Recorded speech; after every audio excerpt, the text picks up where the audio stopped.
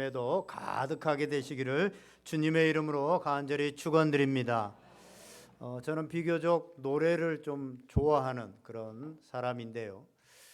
제가 은혜 없이 예배를 드릴 때 목사님께서 예배를 인도하시다가 은혜가 돼서 또 혼자 기쁨이 넘쳐서 5절까지 있는 찬송을 부르다가 5절 겨우 다 불렀는데 다시 1절부터 다시 하겠습니다 라고 하면 그 마음에 쿵 내려가면서 그 절망감, 야, 어떻게 5절까지 겨우 다 불렀는데 또다시 1절부터 다시 다 불러야 되나. 제가 은혜 없을 때는 찬송을 부를 때 그렇게 불렀던 또 그런 기억이 생생합니다. 최근에 우리 교회 성도들이 나눔방을 통해서 또 입술을 통해서 고백하는 것들이 있습니다. 제가 몇 가지를 소개해 드리려고 합니다. 오늘도 내 영혼이 찬양으로 기뻐하며 덩실덩실 춤을 추는 행복한 주일이었습니다. 오늘 찬양으로 막 빨려 들어가서 정말 행복한 시간이었습니다. 저는 요즘 찬양만 하면 눈물이 납니다. 찬양 시간에 성령을 체험하게 되었습니다. 매주일 부흥회 하는 것 같습니다. 이런 고백입니다. 찬양이 이렇게 기쁘게 불려지고 찬양을 기쁘게 부를 수 있다고 하는 것은 너무나도 감사한 일입니다. 고대로부터 인간의 삶의 목적이 뭐냐, 왜 우리가 이 땅에 왔으며 어디로 가는 거며 무엇이 진리이냐, 인생의 목적이 무엇이냐라는 것에 대해서 많은 사람들이 고민을 하고 알고 싶어 했습니다. 톨스토이, 세계적인 문호인 톨스토이도 50대 전후로 인생이 무엇이냐, 그의 인생론을 쓰기도 하고 또 어디로 가는 것이냐, 행복이 무엇이냐, 이런 것에 대해서 고민을 했습니다.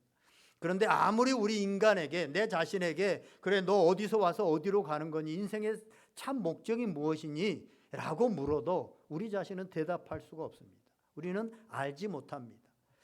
우리를 지으신 분, 우리를 창조하신 분, 그분에게 물어봐야 됩니다. 어떤 제품이 새로 나왔을 때 그 제품의 용도와 사용 방법을 정확히 알려고 하면 그것을 제작한 사람, 그것을 만든 사람에게 물어봐야만 우리는 정확하게 알 수 있습니다.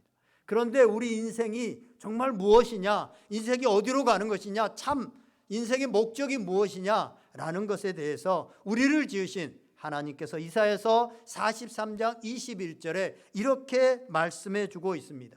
이 백성은 나를 위하여 지었나니 나를 찬송하게 하려 함이니라. 아멘.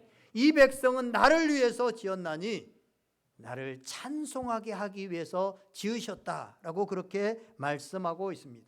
성경은 우리 인간이 지어진 목적이 하나님을 위해서, 하나님을 찬양하기 위해서 지어졌다라고 말씀하고 있습니다. 그래서 온 우주 만물도 다 하나님을 나름대로 찬양합니다.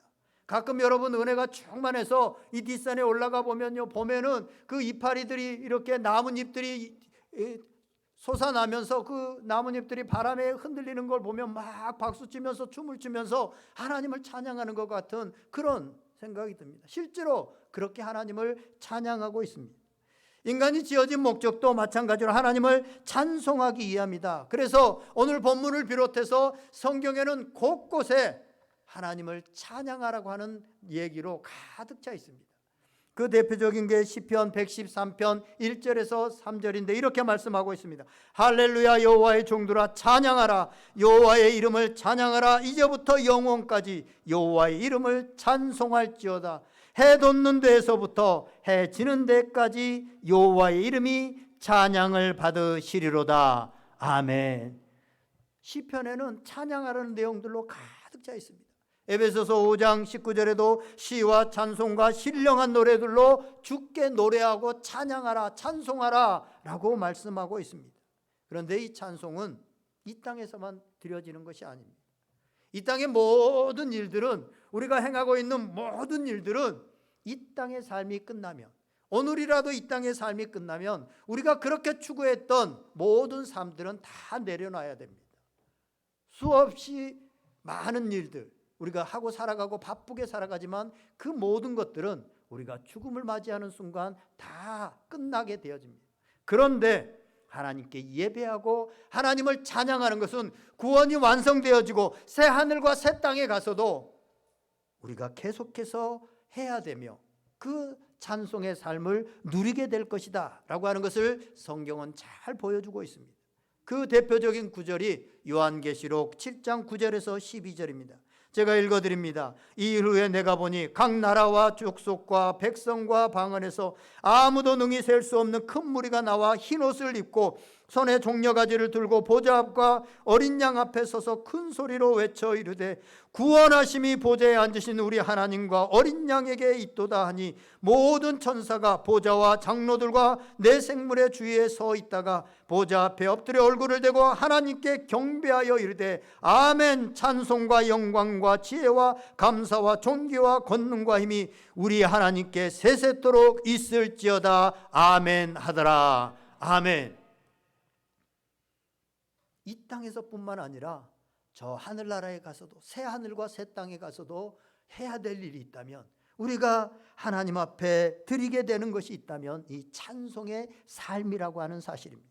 그래서 찬송은 선택이 아니라 필수이며 우리 인생의 가장 목적에 맞는, 하나님이 만드신 그 목적에 가장 잘 맞게 살아가는 삶이 하나님을 찬양하며 찬송하며 사는 삶이라고 하는 사실입니다. 특별히 구원을 받은 하나님의 백성들, 우리 자신으로 사는 것이 아니라 예수 그리스도로 살아가는 사람들에게 있어서, 은혜의 사람들에게 있어서 찬양은 필수이며 찬양하는 사람들이 바로 구원 얻은 사람들이라고 하는 사실입니다. 그래서 예배에 있어서도 찬양은 필수입니다. 여러분, 예배가 찬양이 없는 예배는 없습니다. 다 찬양을 합니다. 예배가 경배라고 하는 차원에서 살펴보면 사실은 우리는 예배에서 가장 중요한 요소를 설교라고 생각하는 경향이 많이 있습니다. 그런데 설교가 아닙니다. 예배는 하나님께 올려드리는 겁니다. 그렇기 때문에 찬양이 예배에 있어서 사실은 가장 중요한 요소입니다. 하나님 앞에 우리의 모든 것을 올려드리는, 가끔요 찬양 예배를 드리면 사람들이 그 찬양은 그냥 대충 앞에 오프닝 정도로 생각해가지고 찬양 거의 끝나갈 쯤, 마지막 찬양할 때쯤 들어와서 그냥 찬양 한 곡 좀 엄버무리다가 말씀 듣는 그런 경향이 있는데 그게 아닙니다. 예배는 하나님 앞에 올려드는 것입니다. 그래서 그런 관점에서 보면 찬양이 얼마나 중요한 것인지 모릅니다. 내 온 마음과 정성을 다하여 하나님께 올려드리는 것이 찬양입니다. 하나님은 그래서 찬양을 하라, 찬송하라, 찬양하라 계속해서 성경에서 말씀하고 있습니다. 하나님께서 왜 이렇게 우리에게 찬양하라, 찬송하라 말씀하시는 걸까요? 하나님께서 뭐 부족함이 많아서 우리로 그렇게 찬양하라고 하는 걸까요? 그렇지 않습니다. 하나님께서는 우리와 친밀한 사랑의 관계를 나누기 위해서 찬송하라라고 말씀하고 있습니다. 이 찬송하라라고 하는 말은 히브리어로 할랄이라고 하는 말인데 칭찬하다는 의미입니다. 하나님을 인정하고 하나님을 나의 아버지로 받아들이고 하나님이 하시는 모든 일을 높여드리고 하나님께 경배할 때 하나님과 우리의 관계가 회복되어지고 깊어지고 더 하나님께 가까이 나아가는 관계가 되어집니다. 하나님께서는 우리가 많은 일을 해서 업적을 하나님 앞에 올려드리는 것을 원하지 않습니다. 하나님은 우리 자신을 원하십니다. 우리 자신이 드려지기를 원하십니다. 그래서 우리가 하나님을 찬양하는 가운데 하나님과 아버지와 아들로서의 깊은 관계가 맺어지게 되어진다고 하는 사실입니다. 여러분, 자녀가 대부분 있으신데 자녀를 한번 생각해 보세요. 정상적인 부모는 자녀가 어떤 대단한 일을 하거나 비싼 무언가를 사와서 기쁘게 하는 것이 아니라 이 자녀 자체, 그 자체로 우리는 기쁜 것입니다. 부모들은 자녀가 부모를 인정해주고 존중해주고 함께 사랑의 관계를 나누는 것, 이것을 원하는데 이것이 바로 찬양이다라는 것입니다. 이처럼 찬양은 하나님과 친밀한 사귐을 가능하게 하고 하나님과 친밀한 사귐을 가진 사람들은 반드시 찬양하게 되어 있습니다. 그 입술에 찬양이 있게 되어집니다. 그런데 하나님을 찬송하고 찬양하게 되어지면 이처럼 하나님과 친밀한 관계를 맺게 될 뿐만 아니라 하나님께서 오늘 본문에 보면 찬송하는 자에게는 구원과 승리를 주시겠다라고 그렇게 약속하고 계십니다. 할렐루야. 하나님과 친밀한 관계만 되어지는 것도 너무나도 좋고 너무나도 감사한 일인데 우리가 찬양할 때 하나님께서 우리에게 구원을 주시고 승리를 주시겠다고 약속하고 계십니다. 이것이 얼마나 큰 은혜입니까? 오늘 본문을 보면 모압과 암몬과 또 마온 사람들이 연합을 해가지고 남유다를 침공하려고 합니다. 남유다를 공격하려고 합니다. 전쟁이 일어나게 된 것입니다. 여러분 아시는 것처럼 전쟁이 일어나면 어떻게 되어집니까? 내가 가진 것들 모두 다 빼앗기게 됩니다. 내 아내도, 내 가족도, 나라도, 심지어 생명까지도 다 빼앗아가는 것이 전쟁입니다. 그래서 전쟁은 두려운 것입니다. 오늘 본문에 이 전쟁이 일어나려고 하니까 당시에 남유다의 왕이었던 여호사밧 왕도 두려웠습니다. 이스라엘 백성들도 두려웠습니다. 그래서 여호사밧 왕이 하나님 앞에 기도하자라고 하나님 앞에 간구합니다. 온 백성과 더불어서 간구합니다. 그 내용이 우리가 읽지 않았지만 20장 3절에서 4절에 나옵니다. 같은 성경 안에 있으니까 여러분 보시기 바랍니다. 여호사밧이 두려워하여 여호와께로 낯을 향하여 간구하고 온 유다 백성에게 금식하라 공포하며 유다 사람이 여호와께 도우심을 구하려 하여 유다 모든 성읍에서 모여와서 여호와께 간구하더라. 아멘. 이 전쟁은 두려운 겁니다. 전쟁은 모든 것을 빼앗아가 버리는 겁니다. 그래서 여호사밧이 온 백성에게 금식하고 기도하자라고 말을 하고 온 유다 성읍에 있는 백성들이 나와서 함께 여호와께 간구합니다. 전쟁이 두렵기 때문이죠. 오늘날 이러한 전쟁이 우리 전 세계에도 여러 곳에서 발발해 있지만 이러한 전쟁은 꼭 국가 간에 총과 칼을 앞세워서 하는 전쟁뿐만 아니라 오늘 우리의 삶 속에서도 수많은 전쟁들이 일어나고 있습니다. 전의 전쟁이 있고 입시와 취업의 전쟁이 있고 바이러스와의 전쟁이 있고 부부간의 전쟁이 있고 심지어는 뱃살과의 전쟁도 있습니다. 우리 교회 교인들 중에 제일 많이 전쟁을 하고 있는 게 이 뱃살과의 전쟁인 것 같아요. 그래서 그런지 성경책에는요 전쟁에 관한 것들이 이 거룩한 책인데 전쟁에 관한 내용들이 굉장히 많이 기록되어 있습니다. 그런데 우리가 이 전쟁에서 승리하려고 하면 우리가 싸우는 적이 누구인지, 우리가 싸우는 적이 무엇인지, 또 어떻게 싸워야 되는지 우리는 알아야만 이길 수 있습니다. 에베소서 6장 12절을 보면 우리가 싸우는 적의 실체에 대해서 이렇게 말씀합니다.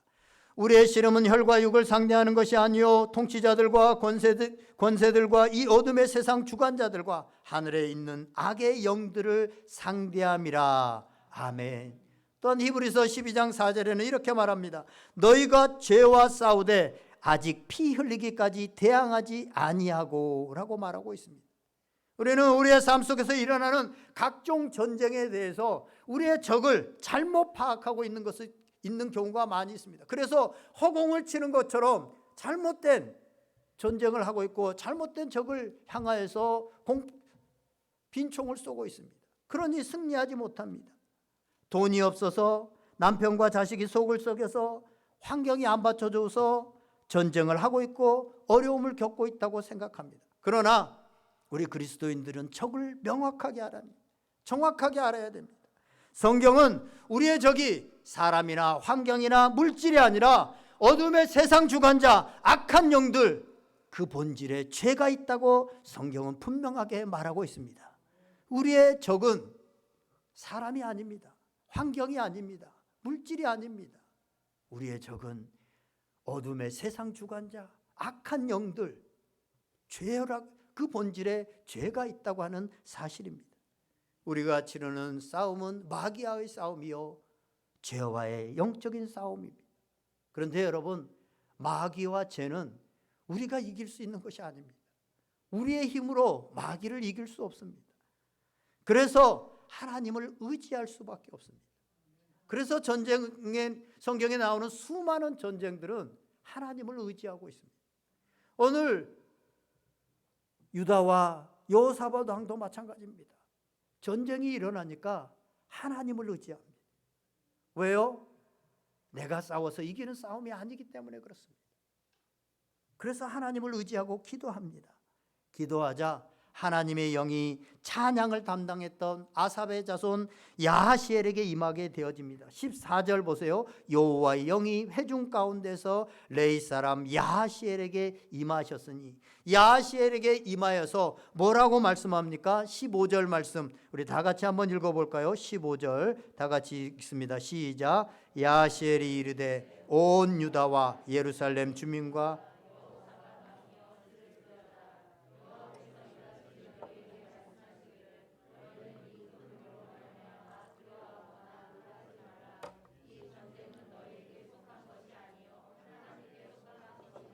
아멘. 이 전쟁은 너희에게 속한 것이 아니요 하나님께 속한 것이니라. 아멘. 이 땅에 있는 많은 전쟁들, 사람과의 전쟁인 것 같고, 돈과의 전쟁인 것 같고, 또 환경과의 전쟁인 것 같지만 사실은 그 모든 배후에 마귀가 역사하고 있고 악한 영들이 역사하고 있다고 하는 사실입니다. 그런데 우리는 그 악한 영들을 우리의 힘으로 이길 수 없습니다. 그래서 이 전쟁은 하나님께 속한 것입니다. 하나님께서 이기게 하시지 않으면 우리는 이길 수 없습니다. 하나님께서 그래서 약속의 말씀을 기도하는 여호사밧과 이스라엘 백성들에게 약속의 말씀을 해주십니다. 17절에는 더 나아가서 오늘 우리가 읽은 17절, 이 전쟁에는 너희가 싸울 것이 없나니 대열을 이루고 서서 너희와 함께한 여호와가 구원하는 것을 보라. 유다와 예루살렘아 너희는 두려워하지 말며 놀라지 말고 내일 그들을 맞서 나가라. 여호와가 너희와 함께 하리라 하셨느니라 하매. 아멘. 이 전쟁이 하나님께 속한 것이기 때문에 너희는 두려워하지 말라. 너희 삶에 닥쳐오는 수많은 전쟁과 같은 어려움과 힘든 일들이 있지만 두려워하지 말라, 놀라지 말라. 하나님께서 구원하시는 그 구원을 너희들은 목도하라 라고 말씀하고 있습니다. 하나님께서 우리에게 이렇게 약속하고 계십니다. 이렇게 약속한 후에 드디어 전쟁이 시작되어집니다. 드디어 전쟁이 시작되어집니다. 21절 말씀 다 같이 한번 읽습니다. 백성과 더불어 운운하고 노래하는 자들을 택하여 거룩한 예복을 입히고 군대 앞에 행진하며 여호와를 찬송하여 이르기를 여호와께 감사하세 그의 인자하심이 영원하도록 하게 하여. 아멘.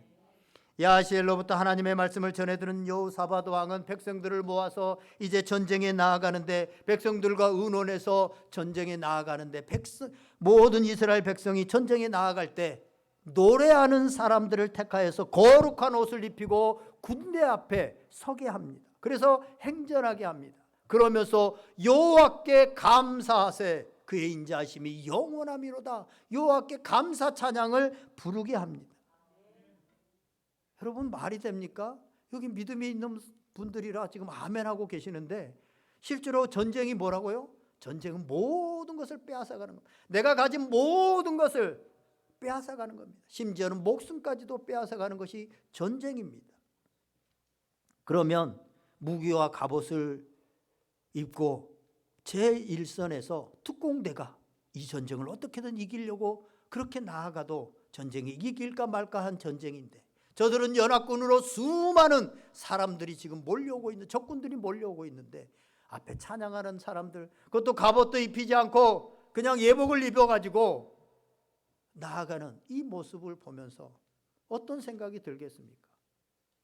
아마 제가 적군이라면 쟤들 싸움 포기했네, 뭐 이 전쟁 할 필요도 없네, 전쟁할 생각이 없네, 그러면서 아마 자기네들끼리 뭐 저들하고 싸우기보다는 이제 우리가 이기면 이 전리품들이 있을 텐데 이거 우리가 좀 차지해야지, 그러면서 모압과 암몬 또 마온 사람들 이렇게 연합군이었잖아요. 그러니까 이 마온 사람들을 빨리 제거해야 되겠다. 그래 우리 몫이 많이 들어오지. 그러면서 아마 스스로 어떻게 하면 제거할까, 성경에 나온 내용은 아닙니다만 실제로 자기네끼리 싸우다가 끝나버리거든요. 그걸 봤을 때 아마 그렇게 승리를 하지 않았을까라는 제 생각을 한번 해봅니다. 어쨌든 지금 전쟁의 모습이 아닙니다. 무슨 찬양하는 예복을 입고 앞에 찬양하면서 나아갑니다. 여러분 인간적인 방법으로는 도저히 이길 수 있는 그런 방법이 아닙니다. 그런데 여호사밧과 이스라엘 백성들이 전쟁이 일어났는데 하나님께 기도하고 하나님의 음성을 들었습니다. 무슨 음성을 들었습니까? 이 전쟁은 여호와께 속한 것이다. 나에게 속한 것이다. 너희는 가만히 서서 내가 너희를 구원하는 것을 보라 라고 하는 이 말씀을 들었습니다. 그러니 그 말씀을 확신하고 그들은 찬양하며 나아갔던 것입니다. 그랬더니 전쟁의 승리와 구원이 펼쳐지게 되어집니다. 22절 말씀 다 같이 읽습니다. 그 노래와 찬송이 시작될 때 여호와께서 복병을 두어 유다를 치러 온 암몬 자손과 모압과 세일산 주민들을 치게 하심으로 그들이 패하였으니 아멘. 이스라엘 백성들이 싸워서 이겼습니까? 아닙니다. 하나님께서 복병을 두었다라고 말을 하는데 그 안에서 자기네들끼리 싸워가지고 스스로 다 멸망한 겁니다. 이스라엘 백성들은 아무것도 한 것이 없습니다. 그냥 찬양한 것뿐입니다. 그랬더니 서로 자기들끼리 쳐 죽이는 자중질환이 일어나게 된 겁니다. 그래서 승리하게 되어진 겁니다. 여러분, 지금 우리나라가 굉장히 위험한 상황 가운데 있습니다. 매일 북한에서는 미사일을 쏘고 핵실험을 하고 있습니다. 정치권은 이것을 어떻게든 해결하기 위해서 여러 가지 의논을 하고 회의를 합니다. 미국과 일본 등 우방 국가들은 대화와 타협으로 이것을 해결해야 된다라고 하고 대화 타협을 시도하지만 되어지지 않고 있습니다. 그러나 여러분, 하나님께서 하시면 피 한 방울 흘리지 않고 한 방에 전쟁 없이 해결할 수 있다고 하는 사실을 믿을 수 있기를 바랍니다. 이것이 실제로 일어난 게 뭡니까? 우리나라 바로 전에 전 세계에서 두 나라가 분단 국가였습니다. 우리나라 말고 어떤 나라였죠? 동독과 서독이었습니다. 그런데 그 나라가 정말 니콜라이 교회의 작은 기도의 모임, 찬양 모임, 그것이 확산되어져서 결국은 나라가 아무런 피 흘리지 않고 전쟁 없이 하나가 되어졌습니다. 정치권이 한 것이 아닙니다. 경제적인 힘이 한 것이 아닙니다. 하나님께서 해결하셨다고 하는 사실입니다.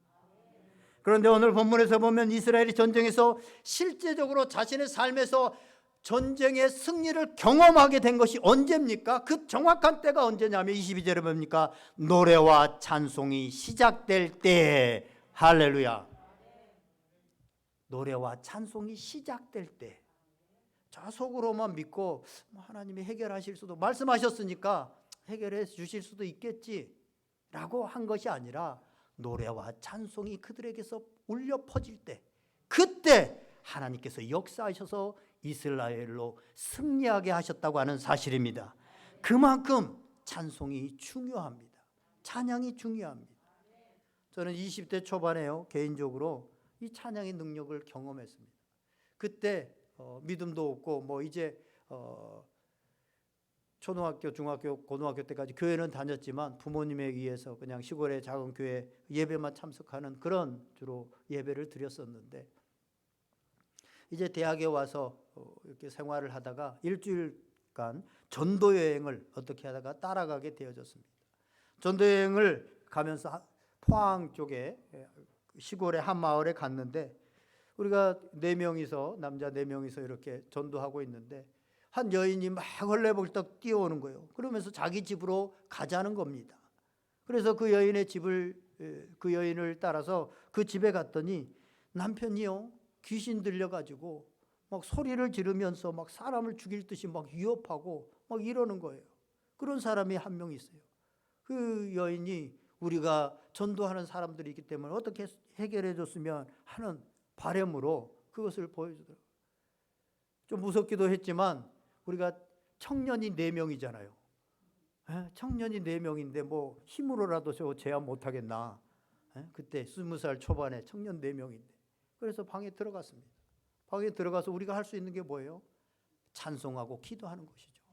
그래서 가서 마귀들과 싸울지라 하면서 반쯤 믿어지고 안 믿어지기도 하고 무섭기도 하고 하나님께서 행할 것이 기대해 되기도 하고 도망가야 되는데 도망가지도 못하고 4명이 한 조니까 그러면서 막 찬양을 했어요. 그러니까 좀 무서우니까 더 크게 막 마귀들과 싸울지라 막 저쪽에서 막 확 이렇게 막 눈을 부활하려고 막 뭘 들어서 뭐 이렇게 할 것 같으니까 못하게 하려고. 그런데요, 놀라운 건 뭐냐면 찬양을 막 하면요, 고양이 앞에 있는 쥐처럼 가만히 있어요. 아무것도 안 해요. 그런데 찬양의 소리가 좀 줄어들고 기도 소리가 줄어들면 다시요 막 뭘 들 것처럼 막 쌍욕을 막 하면서 막 해요. 그러면 또 막 이들과 싸울지라 또 힘 더 막 세게 찬양하잖아요. 그러면 또 이걸요 한 2시간 이상 했어요. 계속 막 우리는 막 그 조장님이 막 믿음이 너무 좋아서 물러날 거라고 생각하고 막 그러니까 뒤에서 저는 막 따라서 막 했죠. 막 무서우니까 막 했어요. 근데 그때마다 제가 이렇게 보면서 느꼈던 게 뭐냐면 찬양을 하고 기도하면 싹 수그러들어요. 그러다가 그게 싹 우리가 수그러들면 거기서 다시 확 일어나 가지고 이것들이 막 이러면서 막 하는 거예요. 그때 제가 느꼈던 게 있어요. 저는 그때 분명하게 경험했습니다. 찬양이 능력이 있구나. 찬양이 능력이 있구나. 마귀와 영적인 세계는 이 찬양을 하면 꼼짝 못하는구나. 이런 생각들을 그때 저는 경험을 통해서 했습니다. 제가 한 번 더 했는데요. 제가 제주도에서 교회를 다녔는데 제주도 시골 교회를 다녀서 방학 때마다 거기 갔는데 한번 갔더니 그 시골에 잘 학교를 다니다 고3 정도 돼가지고 약간 정신병적인 것이 와가지고 애가 학교를 못 다니고 막 거리를 쏘다니고 뭐 이런 아이가 있었어요. 그래서 그 시골에 있는 교회에서 가서 뭐 어떻게 병원에서 해도 안 되니까 고쳐주기를 바래서 막 갔어요. 그 시골에 있는 교인들 해봐야 막 할머니들 제가 몇 번 간증했습니다만 주일에 막 반찬이 이거다고 막 이러면서 싸우고 막 별로 인격적으로도 막 잘 안 되는 그런 분들이 있잖아요. 교회는 나오긴 나오는데 막 예배 드리다가도 막 일어나가지고 막 저기 막 그런 분들 가끔 있잖아요. 그런 분들이었어요. 그런 분들 이렇게 못하는 거예요. 거기 전도사님도 뭔가 뭐 많이 배운 분도 아니고 옛날에는 성사학원 이런 데 나와서 평생 전도사로만 섬기는 그런 분들이 있어요. 목사 안수 못 받고 그런 분이었어요. 성경도 잘 모르고 저 교만한 마음에 아유 나보다 성경 알까 막 이런 생각을 들 정도로. 그런데 방학에 갔더니 그 주일 예배 마치고 그 집에 신방 가야 된다고 하더라고요. 그래서 거기서 그나마 20대 청년으로 힘쓰는 사람은 나뿐이에요. 그 청년을 좀 붙들고 밖으로 나가지 못하도록 방 안에 있게 하는 사람으로 내가 필요했던 거예요. 그래서 제가 따라갔는데 그때 할머니들이 또 찬양해요. 막 주의 친절함 막 이들과 싸우. 그랬더니 여기가 꼼짝 못하고 가만히 있는데 내가 붙들고 있었는데요. 결국은 막 찬양하고 기도하는데 입에 거품을 내더니 걔가 진짜 제정신으로 돌아왔어요. 저는 그걸 경험했어요. 그래서 찬송이 놀랍다. 이건요 그냥 우리의 경험 속에만 있는 게 아니라 성경 속에도 있어요. 바울과 실라가 복음을 전하다가 감옥에 갇혔어요. 감옥에 갇혀서 뭐 했어요? 찬송했어요. 찬송했더니 옥문이 열리는 역사가 일어나게 되어진 것입니다. 여러분은 우리 삶에 많은 것들이 갇혀 있고 많은 것들이 메어 있고 많은 전쟁들이 일어나는데 그 속에서 고통당하고 힘들어하는 것이 왜 그렇습니까? 우리 속에 이 찬송이 우리 속에 있는 예수 그리스도가 우리 밖으로 나타나지 않기 때문에 그 능력이 나타나지 않기 때문에 그렇습니다. 그런데 그 능력이 우리 밖으로 나타나게 하는 중요한 통로가 뭐냐면 찬양과 기도입니다. 우리 성경에 우리 찬송가에 나오는 이 찬송가들은요 대부분이 우리와 같이 이 땅에서 이 영적 싸움은 이 땅에서 정말 죽음의 고비까지 갔던 사람들이 하나님을 만나고 고백하면서 하나님의 말씀을 기억하면서 그 하나님의 말씀이 내 속으로 확 들어와서 그것을 고백하면서 지은 것들이 거의 이 찬송에 들어있는 거예요. 그래서 그 찬송을 부르면 그러한 능력이 우리 것이 되어집니다. 하나님은 우리가 찬송할 때 역사하신다고 하는 사실들을 기억할 수 있기를 바랍니다. 이러한 영적인 승리의 사건은요 오늘 본문뿐만 아니라 이스라엘이 여리고성을 점령하는 사건 속에서도 나타납니다. 이스라엘 백성들이 여리고성 이제 가나안 땅으로 들어가게 될 때 난공불락의 성인 여리고성이 떡 버티고 있습니다. 그 성을 점령해야만 계속해서 가나안 땅으로 들어가서 하나님께서 주신 땅을 갈 수 있는데 도저히 이스라엘 백성들이 이길 수 있는 그런 곳이 아닙니다. 그런 성이 아닙니다. 그때 하나님께서 뭐라고 말씀하십니까? 너희는 하루에 한 바퀴씩 거기를 돌아라. 그리고 마지막 날에 7바퀴를 돌아라라고 말씀합니다. 이것 또한 말이 안 되는 얘기입니다. 어떻게 전쟁이 성 빙빙 돈다고 해결될 수 있는 겁니까? 이길 수 있는 겁니까? 그럴 수 없습니다. 그렇다고 또 막상 이스라엘 백성들이 그럼 여리고성을 싸울 수 있는 무기와 능력과 어떤 힘이 있었느냐? 그것도 아닙니다. 싸워봐야 집니다. 그래서 하나님의 말씀에 순종했습니다. 7 나팔을 든 7 제사장들이 양각 나팔을 들고 앞서 나가고 언약궤를 앞세워서 7바퀴를 돕니다. 마지막 날 여리고성이 언제 무너지느냐? 이 양각 나팔을 제사장들이 길게 불고 그 양각 나팔을 따라서 백성들이 소리를 지를 때, 그때 성벽이 무너졌다고 하는 사실입니다. 할렐루야. 하나님을 찬양할 때 무너졌다는 거예요. 이게 영적인 의미가 있는데요, 이 양각 나팔은 순염소의 뿔로 만듭니다. 그 순염소는 죽임당하신 예수 그리스도를 상징합니다. 성경에서 드려졌던 순양들이 예수님을 나타내는 그림자였고, 아브라함이 이삭을 바칠 때 역시 수풀에 메어 있었던 순양도 마찬가지입니다. 저런 순양은 우리를 대신에 제물로 희생당하신 예수님을 상징합니다. 여리고성을 도는 제사장들이 그 순양의 뿔로 만든 나팔을 불었다고 하는 것은 영적으로 예수님의 십자가를 통해서 행하신 일들을 찬양하며 전쟁에 나아갔다는 것을 의미합니다. 또 제사장들이 나팔 뒤를 따르는 언약궤가 있었습니다. 여러분, 언약궤 위에 보면 시은자, 그 언약궤 위에 1년에 한 번씩 대속죄일에 대제사장이 들어가서 거기에 짐승의 피를 뿌리는 그곳이 있습니다. 그것 또한 예수 그리스도를 상징합니다. 예수 그리스도의 피가 뿌려질 때 죄사함을 받고 이스라엘 백성들이 1년 동안 죄사함의 자리에 있을 수 있었던 것입니다. 이것은 예수님의 십자가의 죽음에 대한 그림자입니다. 예수님께서 오셔서 십자가의 단번에 영원한 제사로 드려지심으로 인하여서 그를 믿는 모든 자의 죄가 사해지고 승리하게 된다고 하는 것을 찬양하는 자리입니다. 그 언약궤가 양각 나팔을 따랐고 양각 나팔이 불리고 백성들이 큰 소리로 찬양할 때, 즉 큰 소리로 외칠 때 여리고성은 무너지는 기적이 일어났다고 하는 사실입니다. 여러분, 우리도 이런 영적인 싸움들을, 지금 우리도 수많은 싸움들을 싸우고 나아갑니다. 우연히 되어지는 것은 없습니다. 우연히 그냥 우리 삶에 일어났다, 이런 것은 없습니다. 우리의 싸움에 그 안에 근본에 가게 되면 전쟁의 근본에는 마귀와 죄와의 싸움입니다.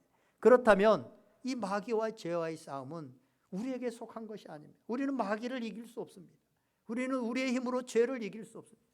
우리의 힘으로 이길 수 없습니다. 그래서 이 전쟁은 우리에게 속한 것이 아니라 하나님께 속한 것입니다.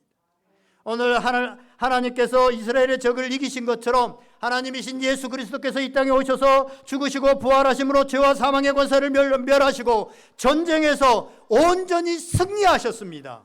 우리가 한 것은 아무것도 없지요. 우리가 한 것은 아무것도 없습니다. 오직 여호와 하나님 곧 예수 그리스도께서 우리를 위해서 이것을 이루셨다고 하는 것입니다. 그런데 그 승리가 우리의 것이 되고 우리의 삶에 나타나기 위해서는 우리가 그것을 믿고 이스라엘 백성들이 믿고 그들이 예복을 입고 찬양을 부를 때 그 역사가 일어났던 것처럼 우리가 예수 그리스도께서 우리를 위해서 죽으시고 우리의 죄의 문제를 이기시고 마귀의 일을 멸하셨다고 하는 것을 믿고 그것을 우리가 찬양할 때 그 승리가 오늘 우리의 승리가 되어진다고 하는 사실입니다. 할렐루야. 하나님께서는 우리로 그렇게 살기를 원하십니다. 하나님의 승리를 우리의 승리로 가지고 살아가기를 원하시고 복 주시기를 원합니다. 그러기 위해서는 우리가 하나님께서 행하신 일, 십자가에서 행하신 일, 그 사실을 믿고 믿음으로 우리가 고백하고 그것을 우리 속에서 찬양할 때 그 승리가 오늘 우리의 승리가 되어지는 것입니다. 우리가 십자가의 은혜 감사하고 찬양할 때 원수와 질병이 굴복하게 되는 것입니다. 주님의 은혜를 믿고 주님의 말씀을 믿고 우리가 찬양할 때 적들이 스스로 싸우다가 무너지는 자중지난의 복이 우리의 가운데 임하게 되는 것입니다. 할렐루야. 그래서 부흥하는 교회와 정말 은혜가 넘치고 삶 속에서 이기는 그 사람들을 보면 찬양이 넘칩니다. 부흥하는 교회 보면 찬양이 뜨겁습니다. 은혜가 넘쳐서 살아가는 사람들은 늘 찬양이 그 삶 가운데 있습니다. 우리가 찬송가에 나오는, 아까도 말씀드렸지만 수많은 사람들이 그 찬송을 부름으로 인해서 결국 승리하게 되어지고, 찬송을 통해서 새 힘을 얻게 되어지고 용기를 얻게 되어지고 죽으려고 하다가도 담대하게 나아갔던 것입니다. 사랑하는 여러분, 십자가의 사랑을 믿고 감사 찬양함으로 주님께서 주시는 승리를 맛보시기를 주님의 이름으로 간절히 축원드립니다. 이제 말씀을 정리합니다. 시편 22편 3절에 보면 하나님은 찬송 중에 거하신다라고 말씀하고 있습니다. 하나님은 찬송 중에 거하십니다. 실제로 많은 사람들이, 많은 성도들이 찬양을 하는 중에 주님의 임재를 느끼고 눈물이 쏟아지면서 마음이 열려서 주님을 만났다고 하는 간증들을 우리는 수없이 많이 듣게 됩니다. 왜 그러냐? 찬양 중에 하나님이 거하시기 때문에 그렇습니다. 그래서 찬양하는 가운데 주님을 만나게 되어지고, 주님을 만남으로 인해서 눈물이 나오고, 그래서 다시 한번 새 힘을 얻게 되고 용기를 얻게 되어지고 승리하는 삶을 살아가게 되어집니다. 이처럼 찬양은 하나님의 임재, 하나님을 만나는 통로입니다.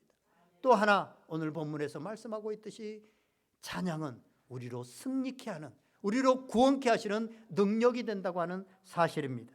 사랑하시는 여러분, 우리 속에 계시는 예수님을 드러내고 높이는 것이 찬양입니다. 이미 우리 가운데 오셔서 역사하고 계시는 예수님, 그 예수님을 믿고 우리가 드러내는 것이, 우리의 입술로 드러내는 것이 바로 찬양이라고 하는 사실입니다. 우리가 우리 속에 있는 예수님을 드러낼 때, 높일 때 그 예수님이 우리 가운데 역사하기 시작하시고 그 예수님의 승리가 우리의 승리가 되는 것입니다. 사랑하시는 여러분, 찬양을 통해서 하나님의 임재와 승리를 경험하시는 복된 성도들, 우리 복된 교회가 될 수 있기를 주님의 이름으로 간절히 축원드립니다. 우리 다 같이 한번 기도하겠습니다. 오늘 말씀 생각하면서 우리 한번 간절히 기도합시다. 말씀 가운데서 오늘 여러분들에게 성령님께서 들려주신 그 음성 붙들고 다 같이 기도합시다. 다 같이 기도하겠습니다. 참 좋으신 하나님 아버지, 감사합니다. 오늘 거룩하고 복된 날에 우리에게 아버지 하나님의 귀한 말씀을 주시니 감사합니다. 우리가 아버지 하나님 이 땅을 살아가는 동안 숱한 아버지 하나님 전쟁을 치르며 살아갑니다. 하나님, 그 전쟁 가운데 우리가 실체를 알게 하여 주시고, 이 전쟁이 아버지 하나님 내가 싸워가는 전쟁이 아니라 하나님께서 아버지 하나님 우리를 붙드시고 인도하셔 하나님께 속한 것임을 아버지 하나님 다시 한번 깨닫게 하시니 감사합니다. 하나님, 우리를 통해서 아버지 하나님 우리에게 아버지 하나님 이 전쟁에 승리하게 하시는 예수 그리스도의 그 십자가의 은혜를 믿고 아버지 하나님 그 이 십자가를 아버지 하나님 높이며 우리 입술로 고백하며 나아가는 가운데 주님의 승리가 우리의 승리가 되게 하여 주시고, 하나님의 승리가 우리의 승리가 되어지는 놀라운 축복의 주인공들이 다 되어질 수 있도록 하나님 인도하여 주시옵소서. 하나님, 우리 개인의 삶에 아버지 하나님 슬프고 아버지 하나님 어렵고 힘든 영혼들 가운데 하나님을 찬양하는 찬양이 넘쳐나게 하여 주시옵시고, 하나님 그 찬양의 능력이 되어져서 다시 회복되어지고 아버지 하나님 부흥케 되어지고 한국교회가 다시 일어나는 놀라운 역사가 있게 하여 주시옵소서. 날마다 주님을 경배하기 원합니다. 주님을 찬양하기 원합니다. 하나님, 이 찬양이 내 입술에 주님 오시는 그날까지 마르지 않도록 인도하여 주시옵소서. 감사를 드립니다. 살아계신 예수 그리스도